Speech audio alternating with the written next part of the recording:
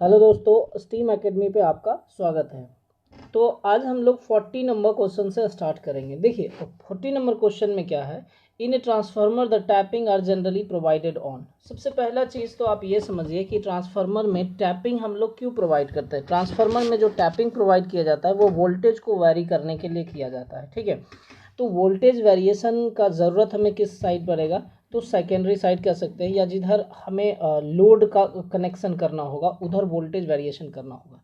लेकिन अगर construction wise बोला जाए कि ट्रांसफार्मर में कंस्ट्रक्शन वाइज जो टैपिंग रहेगा वो कहाँ रहेगा, तो कंस्ट्रक्शन वाइज ट्रांसफार्मर में टैपिंग जो है एचवी साइड में प्रोवाइड किया जाता है, मतलब हाई वोल्टेज साइड में। लेकिन वोल्टेज वैरी किधर करता है, तो secondary side low voltage side में कर सकते हैं, सेकेंडरी साइड में नहीं, लो वोल्टेज साइड में, in case of distribution transformer, ठीक है। तो यहाँ से अगर देखिए क्वेश्चन में है तो ट्रांसफार्मर में टैपिंग किस साइड में प्रोवाइड करेंगे, तो यहाँ पे क्या हो जाएगा, primary side, secondary side, low voltage side और एचवी साइड। तो आप कह सकते हैं यहाँ पे जो है ट्रांसफार्मर में टैपिंग प्रोवाइड किया जाएगा किस साइड में, हाई वोल्टेज साइड में। किधर प्रोवाइड किया जाएगा, हाई वोल्टेज साइड में। तो आपका आंसर क्या हो जाएगा, ऑप्शन डी। लेकिन इसी में अगर बोल देता आपको कि वोल्टेज किस साइड में वेरी करेगा, तो यहाँ पे हो जाता आंसर क्या आपका, आंसर सी। लेकिन 40 का आंसर क्या हो जाएगा यहाँ पे, डी, ठीक है। नेक्स्ट देखिए, use of higher flux density in the transformer. अब ट्रांसफार्मर के डिज़ाइन में हाई फ्लक्स डेंसिटी हम लोग क्यों यूज़ करते हैं, ध्यान दीजिए।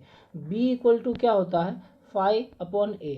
अगर फ्लक्स डेंसिटी अधिक होगा तो एरिया हमारा क्या होगा, ये कोर की बात कर रहे हैं हम लोग, ठीक है, कि जो फ्लक्स डेंसिटी होगा तो एरिया क्या होगा, कम होगा। और एरिया अगर कम होगा तो वेट जो होगा, वेट क्या होगा, कम होगा। जिसका ज़्यादा एरिया रहेगा वो ज़्यादा, उसका वेट भी ज़्यादा होगा। जिसका एरिया कम रहेगा उसका एरिया भी मतलब वेट क्या रहेगा, कम रहेगा।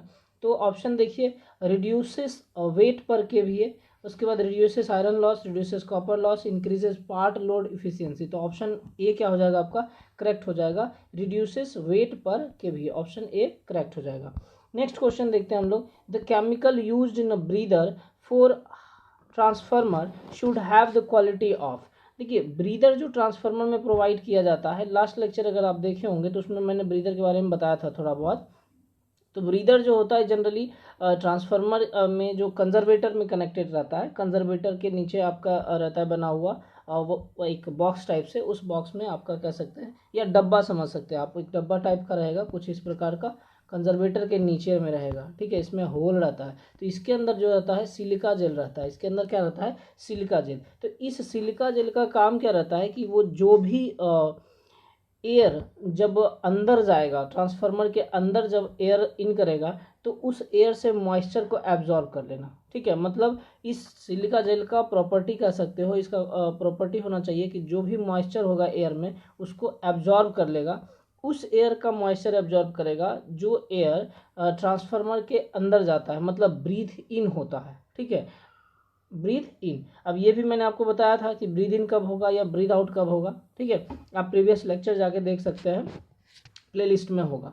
तो आइए ऑप्शन देखते हैं। ए है आपका आयोनाइजिंग एयर, बी है आपका absorbing moisture, C cleaning the transformer oil, और डी है आपका कूलिंग द ट्रांसफार्मर ऑयल। देखिए तो इसका आंसर क्या हो जाएगा, absorbing moisture, option B is the correct answer. Next हम लोग देखते हैं the chemical used in a breather is. Breather में कौन सा केमिकल हम लोग यूज करते हैं, ए है आपका asbestos fire, asbestos fire, B silica sand, D sodium chloride और डी सिलिका जेल। तो आंसर आपका करेक्ट आंसर क्या हो जाएगा, ऑप्शन डी, ठीक है, सिलिका जेल हम लोग यूज करते हैं ब्रीदर में। नेक्स्ट क्वेश्चन है आपका, a ideal transformer has infinite value of primary and secondary inductance. देखिए यहाँ पे आपका कहना है, देखिए जो मैग्नेटाइजिंग वगैरह डिपेंड करेगा, ये इंडक्टेंस वगैरह पे डिपेंड करेगा। तो ये इंडक्टेंस का वैल्यू अगर ज़्यादा होगा, इनफाइनाइट होगा, तो करंट हमारा मैग्नेटाइजिंग करंट क्या हो जाएगा, कम हो जाएगा। तो रेसिस्टेंस अगर रहता आपका तो वो इनफाइनाइट हो सकता था, लेकिन इंडक्टेंस ये हमारा इनफाइनाइट नहीं होता है। तो ये स्टेटमेंट क्या है आपका, ये स्टेटमेंट गलत है, ठीक। तो इंडक्टेंस कभी भी प्राइमरी और सेकेंडरी का इनफाइनाइट नहीं होगा in case of ideal transformer, ideal practical में भी नहीं होता है।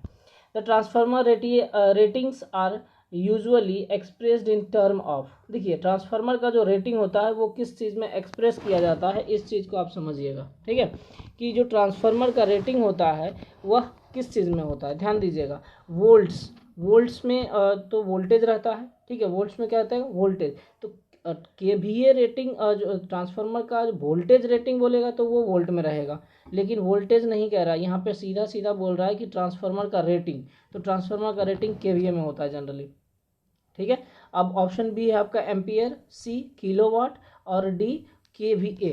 तो करेक्ट आंसर आपका क्या हो जाएगा, केवीए हो जाएगा। करेक्ट आंसर क्या होगा, केवीए, ऑप्शन डी। देखिए किलोवाट जो है इन केस ऑफ ट्रांसफार्मर कहिएगा तो लॉसेस का हो जाता है, कि लॉसेस जो होगा उसका जो यूनिट होगा कर सकते हो, या उस लॉसेस को एक्सप्रेस हम लोग किलोवाट में करते हैं। या पावर आप समझ लीजिए, पावर का भी यूनिट क्या होता है, किलोवाट। या पावर को एक्सप्रेस जो है हम लोग किलोवाट में करते हैं। करंट को एक्सप्रेस करते हैं एम्पियर में, वोल्टेज को एक्सप्रेस करते हैं हम लोग वोल्टेज में, वोल्ट्स में, ठीक है। नेक्स्ट देखिए, the noise resulting from vibration of lamination set by magnetic forces is term as, ठीक है, सेट बाय टर्म एज। ध्यान दीजिए, तो ऑप्शन ए है आपका मैग्नेटोस्ट्रिक्शन, ऑप्शन ए क्या है, मैग्नेटोस्ट्रिक्शन। ऑप्शन बी है बू, सी हम और डी जूम। देखिए यहाँ पे सवाल समझने के लिए ये समझिएगा, यहाँ पे कोई कोई जो है मैग्नेटोस्ट्रिक्शन भी मार देता है और कोई हम मारेगा। तो ट्रांसफार्मर से साउंड जो निकलता है उसमें हमिंग साउंड आता है, ठीक है। ट्रांसफार्मर के अंदर से साउंड जो आएगा वो हमिंग साउंड आएगा, और यह हमिंग साउंड जो है मैग्नेटोस्ट्रिक्शन के कारण आएगा, समझिएगा। हमिंग साउंड जो है ट्रांसफार्मर के अंदर से आएगा, मतलब ट्रांसफार्मर के अंदर से हमिंग साउंड आएगा, और ये जो हमिंग साउंड आएगा वो मैग्नेटोस्ट्रिक्शन के वजह से आएगा। मैग्नेटोस्ट्रिक्शन में क्या होता है, देखिए कि जो ट्रांसफार्मर के अंदर चैनल वगैरह होता है वो उसका अगर नट बोल्ट मान लो लूज हो गया तो वो हो सकता है। या फिर आप कह सकते हैं कि मैग्नेटोस्ट्रिक्शन में फिजिकल चेंजेस जो होता है कोर का, वो मतलब चेंज करता है। ट्रांसफार्मर के जो कोर होते हैं उसमें फिजिकल चेंजेज होते हैं, फिजिकल चेंजेज होते हैं, मतलब कोर का जो है एक्सपांसन और कंट्रैक्शन होता है, तो उस वजह से भी हमारा क्या होता है, हमिंग साउंड आता है। तो अभी इस क्वेश्चन के लिए करेक्ट आंसर क्या हो जाएगा, हम हो जाएगा ऑप्शन डी। क्या हो जाएगा, ऑप्शन डी। क्यों, क्योंकि यहाँ पे क्या पूछ रहा है कि noise resulting from vibration of the lamination set by magnetic force. जो नॉइज ऑब्टेंड होता है वाइब्रेशन के वजह से, उस नॉइज को हम क्या कहते हैं, उस नॉइज को हम कहते हैं हम, ठीक है, ऑप्शन सी। लेकिन यही पूछता कि वह नॉइज जो आता है या हमिंग साउंड आता है वह किसके कारण आता है, तब आंसर हो जाता है कि आपका मैग्नेटोस्ट्रिक्शन। नेक्स्ट क्वेश्चन देखिए, hysteresis loss in a transformer varies as. अब देखिए हिस्टेरेसिस लॉस जो है आपका पार्ट ऑफ कोर लॉस है, ठीक है। कोर लॉस जो है आपका दो प्रकार में डिवाइड किया गया है, हिस्टेरेसिस लॉस और फिर ईडी करंट लॉस। देखिए जो होता क्या है, कोर लॉस जो होता है दो प्रकार में डिवाइड किया गया है, हिस्टेरेसिस लॉस और फिर ईडी करंट लॉस। अब समझिएगा यहाँ पे कि हिस्टेरेसिस लॉस और ईडी करंट लॉस जो होता है वो उसका जो डेरिवेशन होता है, याद कीजिए कि मैं सीधा लिख रहा हूँ। आपका जो कोर लॉस है, ये कोर लॉस है, कोर लॉस आपका दो पार्ट में डिवाइड किया गया है, ठीक है, दो पार्ट में डिवाइड किया गया। ये हो गया हमारा क्या, हिस्टेरेसिस, और ये हो जाता है क्या, ईडी करंट लॉस, ठीक, दो पार्ट में डिवाइड किया गया ये। अब देखिए हिस्टेरेसिस में अगर इसको आप डिनोट करते हो पी आई से, मान लो पी एच कह लो, पी एच, ये डायरेक्टली प्रोपोर्शनल हो जाता है बी पे 1.6, बी टू द पावर 1.6 हो जाता है, ठीक है, बी पे पावर कितना हो जाता है, 1.6 हो जाता है ये, ठीक है। और फिर एफ और वी, इसको याद रखिएगा। और यही चीज़ अगर ईडी करंट लॉस में बोला जाए तो ईडी करंट में हो जाता है P E directly proportional to B square F square, ठीक है, बी स्क्वायर एफ स्क्वायर भी, ठीक है, एफ स्क्वायर टी स्क्वायर, ठीक है, क्या होगा, बी स्क्वायर एफ स्क्वायर और टी स्क्वायर, ये जो होता है डायरेक्टली प्रोपोर्शनल होता है। तो आपसे पूछा जाएगा कि हिस्टेरेसिस लॉस जो है वो डायरेक्टली प्रोपोर्शनल किसका, या वेरी करेगा किस में, तो ये बी पे पावर 1.6, और ईडी करंट में पूछा जाएगा तो ये बी स्क्वायर का हो जाएगा। आइए आते हैं हम लोग क्वेश्चन पे ध्यान देते हैं। देखिए hysteresis loss in a transformer varies as B, तो क्या हो जाएगा, मैक्सिमम प्लस डेंसिटी बी है, तो आंसर आपका करेक्ट क्या हो जाएगा, बी 1.6, ठीक है, बी पे पावर क्या हो जाएगा 1.6, करेक्ट आंसर हो जाएगा। लेकिन यहीं पे अगर ईडी करंट लॉस अगर रहता तो करेक्ट आंसर क्या हो जाता, बी स्क्वायर। नेक्स्ट क्वेश्चन हम लोग देखते हैं, material use for construction of a transformer core. Transformer core के लिए कौन सा मटेरियल यूज किया जाता है बनाने के लिए, ठीक है। जो कोर होता है उसमें कौन सा मटेरियल यूज किया जाता है, देखिए वुड का तो होगा नहीं, कॉपर का भी नहीं होगा, एल्युमिनियम का भी नहीं, ये दोनों कंडक्टर यूज होता है किसके लिए, तो जो आपका वाइंडिंग बना होता है उसमें आप वाइंडिंग के लिए यूज कर सकते हैं एल्युमिनियम और कॉपर का, ठीक है। तो एग्जैक्ट आंसर या करेक्ट आंसर क्या हो जाएगा, सिलिकॉन स्टील। करेक्ट आंसर क्या हो जाएगा, सिलिकॉन स्टील। तो ऐसे आपको ये भी बताया जाता है कि CRGO एक मटेरियल कह सकते हैं, एक प्रोसेस कह लो CRGO, जिसके तहत हम लोग ऑब्टेंड करते हैं कोर को, ठीक है। तो उस प्रोसेस का नाम है CRGO, या आप कह सकते हो कोल्ड रोल्ड ग्रेन ओरिएंटेड। चूंकि अब इस प्रोसेस से मिला के बना जाता है इसलिए हम लोग बोल देते हैं कि कोर में CRGO हम लोग यूज करते हैं। क्या यूज करते हैं, CRGO, cold rolled grain oriented. सब एक प्रोसेस है, कोल्ड मैंने ठंडा किया जाता है, रोल्ड मैंने उसको रोलिंग किया जाता है, ग्रेन मतलब उस पर ग्रेनिंग किया जाता है, ओरिएंटेड मतलब उसमें जो फ्लक्स होता है उस फ्लक्स को मैग्नेट मतलब सेटअप करने के लिए अरेंज किया जाता है, ओरिएंट किया जाता है, सजाया जाता है जिसको बोलते हैं। तो ये सब चारों मिला के प्रोसेस है और फिर फाइनली एक कोर तैयार किया जाता है, इसलिए हम लोग उसको बोलते हैं क्या, CRGO मटेरियल यूज करते हैं, ठीक है। नेक्स्ट है the thickness of lamination used in transformer is usually. जो ट्रांसफार्मर के अंदर जो कोर यूज होता है उस कोर का लैमिनेशन कितना है, कितना होता है, तो ये ध्यान में रखिएगा। ये जो होता है 0.4 mm to 0.5 mm, 4 mm to 5 mm, 14 mm to 15 mm, 25 mm to 40 mm। तो इसका एग्जैक्ट आंसर जो होगा, करेक्ट आंसर आपका ऑप्शन ए हो जाएगा, 0.4 mm to 0.5 mm, ठीक है। तो थिकनेस जो लैमिनेशन का होगा उसका थिकनेस कितना होगा, 0.4 mm to 0.5 mm। ध्यान में रखिएगा इस चीज़ को, ये पूछा हुआ सवाल है। नेक्स्ट क्वेश्चन देखिए, the function of conservator in a transformer is. ये क्वेश्चन रिपीटेड है, ऑलरेडी लास्ट क्लास में मैंने इसका डिस्कस किया था कि ट्रांसफार्मर में जो आपका कंजर्वेटर होता है उस कंजर्वेटर का फंक्शन क्या होता है। तो जब ट्रांसफार्मर के अंदर जो ऑयल रहता है, जब लोड बढ़ता है तो ऑयल हमारा क्या होता है, हीट होता है, और जब ऑयल हीट होगा तो वह एक्सपेंड करना चाहता है, तो एक्सपेंड करके कहाँ जाएगा, तो कंजर्वेटर में जो स्पेस रहता है वहाँ तक ऑयल पहुँच जाता है। लेकिन जब वही लोड घटता है तो फिर कंजर्वेटर में ऑयल का लेवल घटता है और फिर रीगेन कर लेता है, मतलब अपने लेवल पे ऑयल पहुँच जाता है। तो ऑप्शन देखिए यहाँ पे क्या है, to protect against internal fault, बिल्कुल नहीं। इंटरनल फॉल्ट से प्रोटेक्ट करने के लिए क्या यूज़ किया जाता है, बुकोल्ज रिले। क्या यूज़ किया जाता है, बुकोल्ज रिले, ठीक है, Buchholz relay. To reduce copper as well as core loss, नहीं बिल्कुल भी नहीं। लॉसेस को तो कभी रिड्यूस नहीं करेगा कंजर्वेटर, क्योंकि लॉसेस जो है मटेरियल पे डिपेंड करेगा कि कौन सा मटेरियल आप यूज़ कर रहे हो, उस हिसाब से ये लॉसेस होगा। अब कोर है तो कोर लॉस पे, कोर लॉस जो है वो कोर पे डिपेंड करेगा, और कॉपर लॉस जो है वो कॉपर मटेरियल पे डिपेंड करेगा जो वाइंडिंग होता है। नेक्स्ट है आपका to cool the transformer oil. Transformer oil को कूल करने के लिए नहीं, ठीक, ट्रांसफार्मर ऑयल जो है वो तो खुद कूल करता है ट्रांसफार्मर को। नेक्स्ट है to take care of the expansion and contraction of transformer oil due to variation of the temperature surroundings, ठीक है। तो क्या मतलब हुआ कि जो कंजर्वेटर में ऑयल रहता है तो ट्रांसफार्मर के अंदर जो ऑयल होगा वह ऑयल को एक्सपेंशन करने में या फिर जो कॉन्ट्रैक्शन होता है, कॉन्ट्रैक्शन करने के टाइम में जो टेम्परेचर वेरिएशन होता है उसको सराउंडिंग में डिसिपेट कर देता है, ठीक है, ऐसा कहता है, ठीक।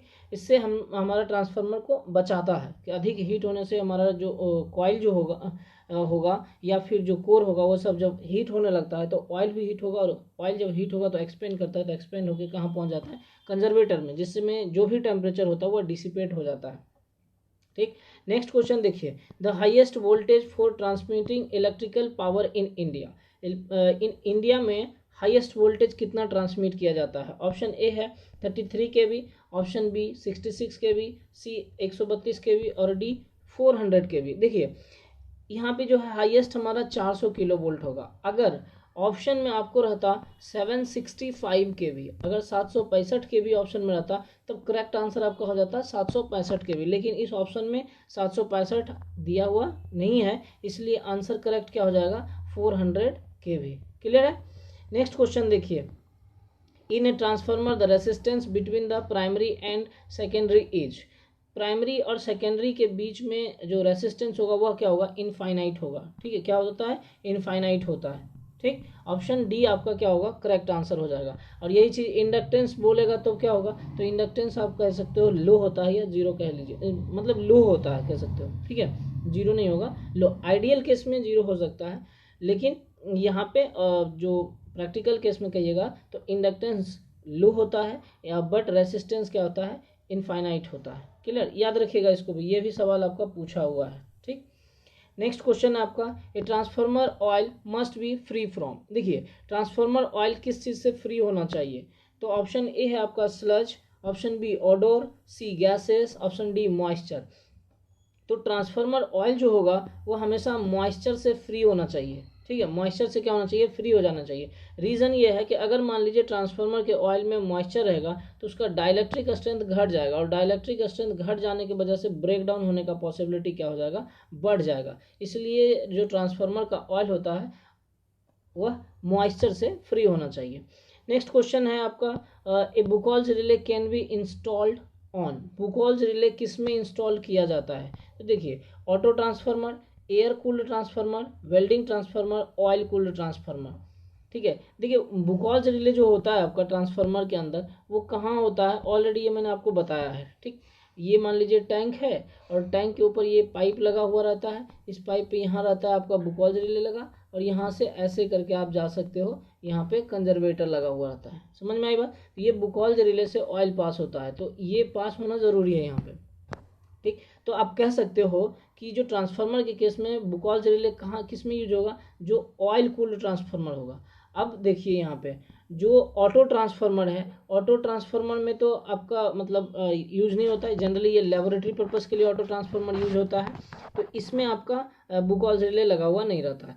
Air cooled transformer generally electronics वगैरह में यूज होता है, तो इलेक्ट्रॉनिक्स में जो आप रेडियो वगैरह देखे होंगे, कभी खोले होंगे, रेडियो हो गया या टीवी वगैरह खोले होंगे, तो उन सब में ट्रांसफार्मर लगा हुआ रहता है, तो वो सब क्या रहता है, एयर कूल्ड ट्रांसफार्मर रहता है। नेक्स्ट है वेल्डिंग ट्रांसफार्मर, इसमें भी यूज नहीं होता, तो यूज किस में हो जाएगा आपका, ऑयल कूल्ड ट्रांसफार्मर। किस में होगा, ऑयल कूल्ड ट्रांसफार्मर, याद रखिएगा। नेक्स्ट क्वेश्चन है, gas is usually not liberated due to dissociation of transformer oil unless the temperature exceed. कहने का ये मतलब है कि ट्रांसफार्मर का ऑयल जो है अगर उसमें एक्सीड कर दिया जाए, बहुत अधिक टेम्परेचर हो जाएगा, तो आप कह सकते हो कि ऑयल जो है वह डिसोसिएट कर जाएगा, मतलब ब्रेक करने लगेगा और वह गैस में चेंजेस होने लगेगा। तो एक पर्टिकुलर टेम्परेचर के बाद ऐसा हो सकता है, तो वह कौन सा टेम्परेचर है जिसके बाद अगर अधिक हो जाएगा तब हमारा जो ऑयल होगा वह डिसोसिएट करेगा। तो ऑप्शन ए है आपका 50 degree Celsius, 80 degree Celsius, 100 degree Celsius, और ऑप्शन डी 150 डिग्री। आंसर क्या हो जाएगा, 150 डिग्री सेल्सियस। ठीक है, नेक्स्ट क्वेश्चन देखते हैं हम लोग, the main reason for generating of harmonics in a transformer could be. Transformer में जो हार्मोनिक्स प्रोड्यूस होता है वह किसके वजह से होता है, तो ऑप्शन ए है आपका fluctuating load, poor insulation, mechanical vibration, option D saturation of core. Exact correct answer आपका क्या हो जाएगा, saturation of core, option D. Next question देखिए 57 में, distribution transformer are generally design for maximum efficiency. Repeated question है, option A है 90%, B zero load 25% और D 50%। तो करेक्ट आंसर क्या हो जाएगा, ऑप्शन डी 50%। यही अगर पावर ट्रांसफार्मर रहता तब क्या हो जाता, फुल लोड। क्लियर है आपको यहाँ तक। चलिए नेक्स्ट क्वेश्चन हम लोग देखते हैं, which of the following property is not necessarily desirable in the material of transformer. Transformer के कोर के जो मटेरियल होते हैं उसके लिए कौन सा ऐसा प्रॉपर्टी है जो कि डिजायरेबल नहीं है। देखिए मैकेनिकल स्ट्रेंथ, ऑप्शन ए है आपका मैकेनिकल स्ट्रेंथ, ऑप्शन बी लो हिस्टैरिसीस लॉस। मैकेनिकल स्ट्रेंथ देखिए होना चाहिए, कोर का जो है उसका मैकेनिकल स्ट्रेंथ अच्छा होना चाहिए। अगर मान लीजिए मैकेनिकल स्ट्रेंथ अच्छा नहीं होगा ड्यूरिंग ऑपरेशन में क्या हो जाएगा कि अगर कमज़ोर रहा तो हो सकता है सारा का सारा कोर जो है बिखर जाएगा। लो हिस्टैरिसीस लॉस ये होना चाहिए, हिस्टैरिसीस लॉस कम होना चाहिए। हाई थर्मल कंडक्टिविटी देखिए ये नहीं होना चाहिए, हाई थर्मल कंडक्टिविटी कोई ज़रूरी नहीं है कि ये हो। हाई परमिएबिलिटी, बिल्कुल हाई परमिएबिलिटी होना चाहिए। तो एग्जैक्ट और करेक्ट आंसर इसका क्या हो जाएगा, high thermal conductivity, option C. Next question देखिए आप लोग, star star transformer works satisfactorily when. Question बहुत इंपॉर्टेंट है, इसको आप नोट कर लीजिएगा। ठीक है, कि स्टार स्टार ट्रांसफार्मर जो है सेटिस्फैक्टरी मतलब सेटिस्फैक्ट्री का कह सकते हैं विश्वस्ततापूर्वक, ठीक है, विश्वसनीय कह सकते हैं कि सेटिस्फैक्ट्री काम कब करेगा, तो जब लोड हमारा बैलेंस होगा तभी स्टार स्टार ट्रांसफार्मर वर्क करेगा। तो ऑप्शन ए है, देखिए लोड इज अनबैलेंस्ड ओनली, नहीं। Option B load is balanced only. Option C load balanced as well as unbalanced load, none of the above. तो इसका करेक्ट आंसर क्या हो जाएगा, option B load is balanced only, ठीक है, load is balanced only. Next question देखिए, delta star transformer works satisfactorily. Delta star कब, देखिए वहाँ पे इसके पहले क्वेश्चन में था स्टार स्टार ट्रांसफार्मर, अब है हमारा कौन सा, delta star transformer. Delta star देखिए बैलेंस में भी काम कर सकता है, अनबैलेंस में भी काम कर सकता है। तो ऑप्शन ए देखिए है load is balanced only, load is unbalanced only, unbalanced as well as unbalanced load, none of the above. तो ऑप्शन करेक्ट कौन सा आंसर हो जाएगा, option C, load balanced as well as unbalanced, ठीक है। Next question देखिए 61 number, Buchholz relay gives warning and protection against. Buchholz relay जो है वो वार्निंग देता है या वो प्रोटेक्ट करता है, किससे प्रोटेक्ट करता है, ठीक है। तो ऑप्शन ए है electrical fault inside the transformer itself, हाँ बिल्कुल, जो भी ट्रांसफार्मर के अंदर इनसाइड होगा, किसी तरह का कोई फॉल्ट होगा, तब हमारा बुकॉल्स रिले क्या करेगा, अलार्म करेगा। Option B electrical fault outside the transformer of in out going feeder, नहीं ये नहीं होगा। Option C for both outside and inside fault, नहीं। D none of the above. तो देखिए इसका करेक्ट आंसर अगर बोला जाए तो क्या हो जाएगा, option A electrical fault inside the transformer itself. अगर आप बुकॉल्स रिले का वर्किंग पढ़े होंगे तो वहाँ पे या उसका डेफिनेशन भी देखे होंगे, तो काफ़ी हाईली ऑब्जेक्टिव है ये, बहुत बार पूछा जाता है कि बुकॉल्स रिले जो होता है गैस एक्चुएटेड डिवाइस है, ठीक है। और दूसरा क्वेश्चन ये है कि जो बुकॉल्स रिले ट्रांसफार्मर को इंटरनल फॉल्ट से प्रोटेक्ट करता है, ठीक, इंटरनल फॉल्ट से प्रोटेक्ट करता है। नेक्स्ट क्वेश्चन देखिए, magnetizing current of a transformer is usually small because, जो मैग्नेटाइजिंग करंट होता है ट्रांसफार्मर में वह कम होता है। ऑप्शन जाइए, ऑप्शन ए में कहता है small air gap, option A क्या है, small air gap. Option B large leakage flux, option C laminated silicon steel core, और option D fewer rotating parts. देखिए ये स्मॉल एयर गैप होता है इसमें, इसका जो एयर गैप होता है ट्रांसफार्मर के अंदर की बात कर रहे हैं, जो ट्रांसफार्मर का और कोर के बीच में गैप होगा, या फिर आप मान लीजिए जो कॉइल के बीच में गैप होगा, या कोर और कॉइल के बीच में जो गैप होगा उसमें जो एयर गैप होता है वह कम होता है, ठीक, जिसकी वजह से मैग्नेटाइजिंग करंट जो होता है ट्रांसफार्मर का यूजुअली कम होता है, क्लियर। अब देखिए यहाँ पे एक चीज़ आपको अगर नोट करना है तो आप नोट कर लीजिए, जो ट्रांसफार्मर के अंदर मैग्नेटाइजिंग करंट होता है, ठीक है, उसको आप नोट करना है तो कर लीजिए। मैग्नेटाइजिंग करंट जो होता है वो कितना होता है, ये जनरली मैग्नेटाइजिंग करंट आपका लिख लीजिए इसको, मैग्नेटाइजिंग करंट जो है 4 to 5% होता है, ठीक। और फिर वर्किंग कंपोनेंट जो होता है, वर्किंग कंपोनेंट आपका 1 to 2% होता है, 1 से 2%। और नो लोड करंट की बात करेंगे तो ये कितना हो जाता है, 5 to 6%। ये ध्यान में रखिएगा इसको, ये पूछा जाता है कभी कभी डेटा आपसे, ठीक। नेक्स्ट क्वेश्चन देखिए, विच of the following does not change in an ordinary transformer. Ordinary transformer में कौन सा है जो कि चेंज नहीं करता है। Option A frequency, voltage, current, any of the above. तो देखिए फ्रीक्वेंसी जो है वो कांस्टेंट रहता है, तो फ्रीक्वेंसी हमारा क्या है, चेंज नहीं करेगा। Option A is the correct answer. Next question देखिए आप 64, विच of the following properties is not necessarily desirable for the material of a transformer core. इसको पढ़िए, लो हिस्टेरेसिस लॉस ये होना चाहिए, हाई परमिएबिलिटी यह भी होना चाहिए, हाई थर्मल कंडक्टिविटी नहीं, ये नहीं होना चाहिए, ठीक है, और एडिक्वेट मैकेनिकल स्ट्रेंथ। तो यहाँ पे करेक्ट आंसर क्या हो जाएगा आपका, correct answer high thermal conductivity, क्या होगा, high thermal conductivity, option C is the correct answer. Next question हम लोग देखते हैं, देखिए नेक्स्ट क्वेश्चन कह रहा है यहाँ पे कि the leakage flux in a transformer depends. Leakage flux जो होता है लोड करंट पे सिर्फ डिपेंड करता है, ठीक है, ध्यान रखिएगा इसको। Leakage flux in a transformer depends upon load current. Option B load current and voltage, option C load current, voltage and frequency, option D load current, voltage, frequency and power factor. तो answer क्या हो जाएगा, option a load current, ठीक। देखिए leakage flux होता क्या है actually, इस चीज़ को आप समझ लीजिए। लीकेज फ्लक्स जो होता है, जैसे कि मान लीजिए कि ट्रांसफार्मर है, ट्रांसफार्मर के अंदर आपका वाइंडिंग होता है, ट्रांसफार्मर का कोर है, ये ट्रांसफार्मर के ऊपर में हमारा क्या रहता है, ये वाइंडिंग रहता है, ठीक, ये वाइंडिंग हो गया आपका। अब देखिए इसमें से क्या होता है, फ्लक्स सेटअप होता है। अब फ्लक्स सेट करके फिर फ्लक्स लिंकेज होता है। क्या होता है, लिंकेज, LINKAGE। अब देखिए वैसा फ्लक्स जो सिर्फ और सिर्फ प्राइमरी से ही लिंक करता है, ठीक है, सिर्फ इसी से लिंक करता है। लेकिन कुछ फ्लक्स क्या करेगा, सेकेंडरी से लिंक करेगा, कुछ इस प्रकार से, समझे। देखिए इसको इससे समझिए, कुछ फ्लक्स जो है यहाँ पे क्या करेगा, सेकेंडरी से लिंक कर जाएगा। तो जिस सेकेंडरी से लिंक करेगा वह लिंकेज फ्लक्स कहलाएगा। लेकिन मान लीजिए कुछ फ्लक्स है जो कि सिर्फ और सिर्फ प्राइमरी से लिंक कर रहा है, सिर्फ और सिर्फ किससे लिंक कर रहा है, प्राइमरी से। तो वैसा फ्लक्स जो कि सिर्फ और सिर्फ प्राइमरी से लिंक कर रहा है, उस फ्लक्स को हम क्या कहते हैं, लीकेज फ्लक्स। या फिर मतलब ऐसा कर सकते हैं कि वह फ्लक्स जो खुद में मतलब लिंक कर रहा है, उसको हम लीकेज फ्लक्स कहते हैं। लेकिन कह सकते हैं कि जो वैसा फ्लक्स जो दोनों वाइंडिंग से लिंक कर रहा है, उसको हम कहते हैं लिंकेज फ्लक्स, ठीक। अब वैसा फ्लक्स जो सिर्फ सेकेंडरी से लिंक कर रहा है, तो उसको हम कहेंगे लीकेज फ्लक्स। लेकिन वैसा फ्लक्स जो सेकेंडरी और प्राइमरी दोनों से लिंक कर रहा है, उसको हम बोलेंगे क्या, लिंकेज फ्लक्स। ध्यान दीजिएगा कि जब लोड जो है बढ़ेगा, तो लीकेज फ्लक्स भी क्या करेगा, बढ़ेगा। लीकेज फ्लक्स भी क्या करेगा, बढ़ेगा, ठीक है। जब लोड बढ़ेगा तो लीकेज फ्लक्स भी बढ़ेगा, और लोड घटेगा तो लीकेज फ्लक्स भी क्या होगा, घटेगा। क्लियर। देखिए नेक्स्ट क्वेश्चन हम लोग देखते हैं 66। The path of magnetic flux in the transformer should have, मतलब मैग्नेटिक फ्लक्स का पाथ के लिए क्या होना चाहिए, यहाँ समझिएगा।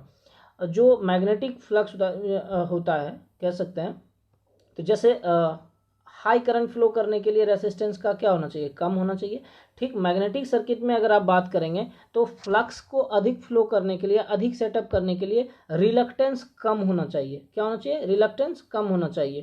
तो देखिए ऑप्शन ए जो है high reluctance, option B low reactance, option C high resistance, option D low resistance. देखिए रिलक्टेंस तो यहाँ पे ऑप्शन में है, लेकिन हाई दिया हुआ है, तो ऑप्शन में अगर मान लीजिए हाई रिलक्टेंस है तो ये तो होगा नहीं। ऑप्शन क्या होगा, लो रिलक्टेंस, लेकिन रिलक्टेंस की जगह यहाँ पे क्या है, रिएक्टेंस। तो आपका करेक्ट आंसर क्या हो जाएगा, ऑप्शन बी लो रिलक्टेंस, ठीक है। Next, noise level test in a transformer is. देखिए नॉइज लेवल टेस्ट जो होता है वह ट्रांसफार्मर में परफॉर्म किया जाता है, वह किस प्रकार का टेस्ट है, स्पेशल टेस्ट है, रूटीन टेस्ट है, टाइप टेस्ट है, या नन ऑफ द एबव। देखिए यहाँ पे जो है टेस्टिंग ऑफ ट्रांसफार्मर है, जो 6 सेमेस्टर में पढ़ना रहता है इलेक्ट्रिकल वालों को, तो उसमें जो है 3 प्रकार का टेस्ट जनरली दिया जाता है, रूटीन टेस्ट, टाइप टेस्ट और स्पेशल टेस्ट कह लीजिए, ठीक। तो रूटीन टेस्ट किसको बोलते हैं, वैसा टेस्ट जो सारे ट्रांसफार्मर पे परफॉर्म किया जाता है, ठीक है, सारे टेस्ट के ऊपर परफॉर्म किया जाता है, उसको हम क्या बोलते हैं, रूटीन टेस्ट। जैसे कि मान लीजिए शॉर्ट सर्किट टेस्ट हो गया, नो लोड टेस्ट हो गया, वोल्टेज रेशियो टेस्ट हो गया, रेसिस्टेंस टेस्ट हो गया, तो फेजिंग आउट जो होता है वो टेस्ट हो गया मान लीजिए। तो ये सारा टेस्ट जो है किस में आता है, रूटीन टेस्ट में।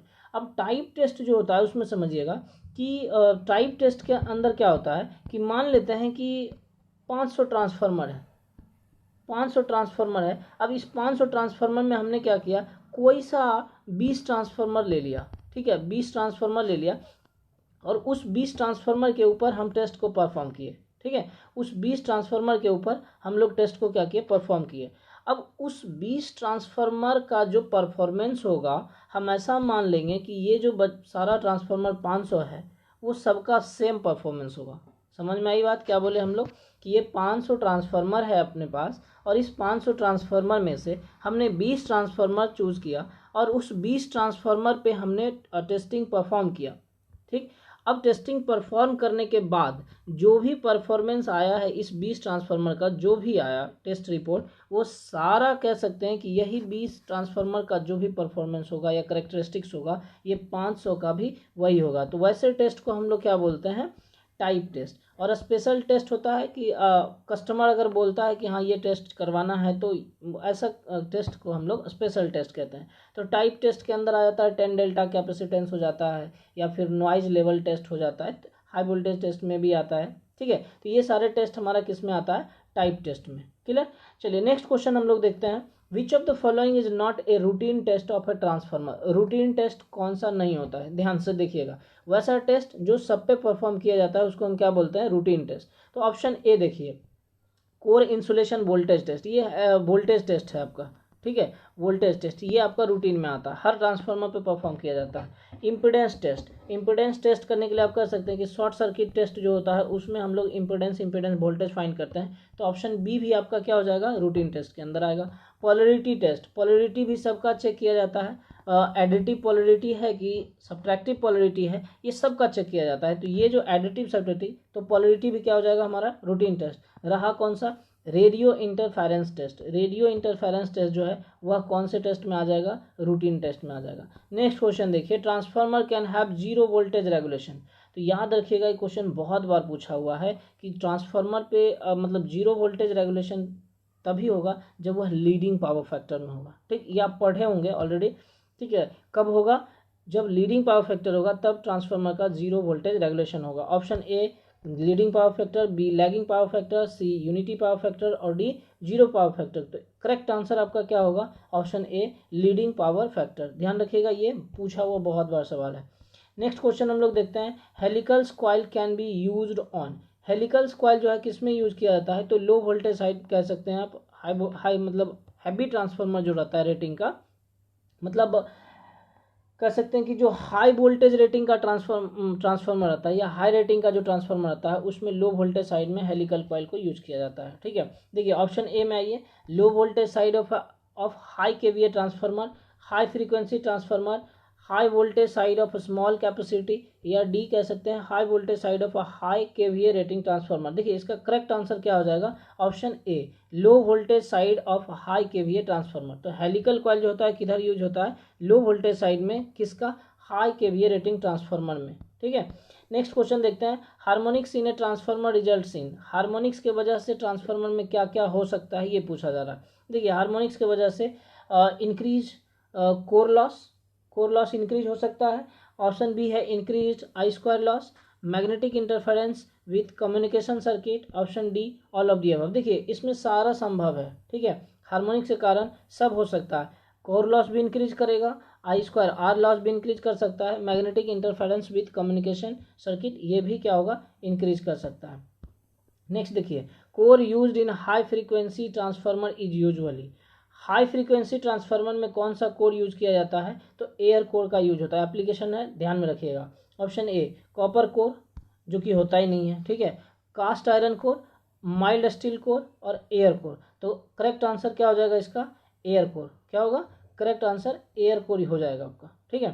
देखिए एयर कोर क्या होता है ये समझ लीजिएगा कि जब ट्रांसफार्मर में आप देखते होंगे कि ट्रांसफार्मर के अंदर ये हम कोर बनाते हैं, जब ये कोर नहीं रहता है ट्रांसफार्मर के अंदर, ये कोर को हटा लिया जाता है तो उसको हम लोग क्या बोलते हैं, एयर कोर, ठीक। ये जनरली हाई फ्रीक्वेंसी ट्रांसफार्मर के लिए यूज़ किया जाता है। क्लियर। चलिए होप सो आप समझ में आया होगा, यहाँ तक आप कंप्लीट कर लीजिए, फिर इसके नेक्स्ट का क्वेश्चन जो हम लोग अगले लेक्चर में देखेंगे। धन्यवाद।